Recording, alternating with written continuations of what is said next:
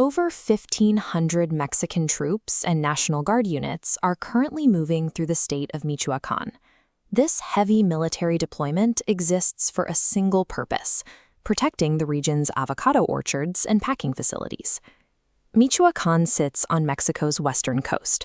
Its highlands have a highly specific combination of volcanic soil, altitude, and climate that allows avocado trees to bear fruit all year round. This map illustrates the immense economic gravity of that geography. Americans get more than 80% of their avocados directly from Mexico. It is a $3.65 billion annual export that single-handedly supports around 200,000 local jobs. Locals call it green gold.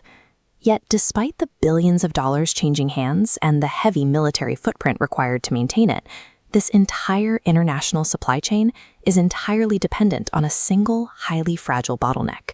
The United States Department of Agriculture requires on-site inspectors to audit Mexican plantations and packaging facilities.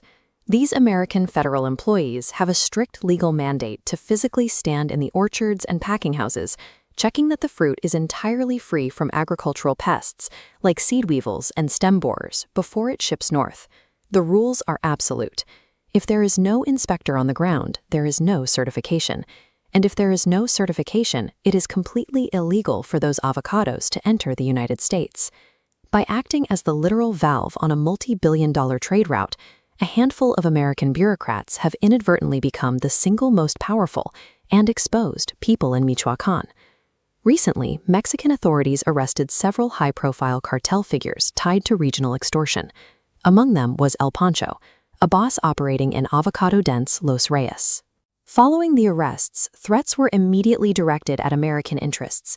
Fearing retaliation, the U.S. Embassy suspended all operations in Michoacán and pulled its inspectors out.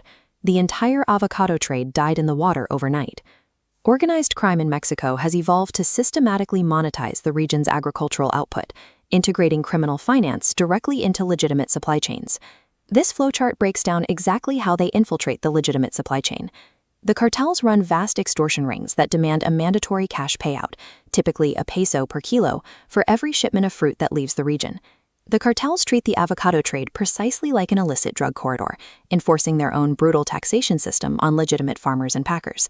For local citizens, refusing to pay that daily fee results in land seizures, death threats, and extreme violence. In late 2023, Uruapan Mayor Carlos Manzo, a highly vocal opponent of cartel extortion within the local avocado sector, was assassinated at a public event. These threats against USDA inspectors function as a direct extension of the cartel's standard operating procedure for enforcing economic dominance over the region. Threatening a massive international trade route is merely a flex of power from criminal syndicates willing to eliminate anyone who interferes with their green gold income. For Mexican President Claudia Sheinbaum, an abrupt freeze poses a severe political and economic crisis. She faces intense pressure from domestic farmers to guarantee safety, and from Washington to secure the export routes. Alternative markets in Peru and the Mexican state of Jalisco can ship some fruit, but they lack the massive volume required to fill the gap left by Michoacán. This cyclical timeline shows how predictable the geopolitical response has become. It is the third time since 2022 Washington has pulled its inspectors. The pattern repeats. The U.S. withdraws staff, Mexico floods packing zones with soldiers, and within weeks, inspectors return. Because hundreds of thousands of jobs and billions of dollars are riding on this trade, neither government can afford a long-term blockade. They are forced to engage in this disruptive, cyclical theater. Sending a highly visible military escort can protect an American inspector for a few weeks, allowing the fruit to start moving again, but it does absolutely nothing to dismantle the structural reality on the ground. Underneath the armed convoys, the grower still pays a peso a kilo, every day, and writes it off as the cost of doing business. The extortion continues uninterrupted.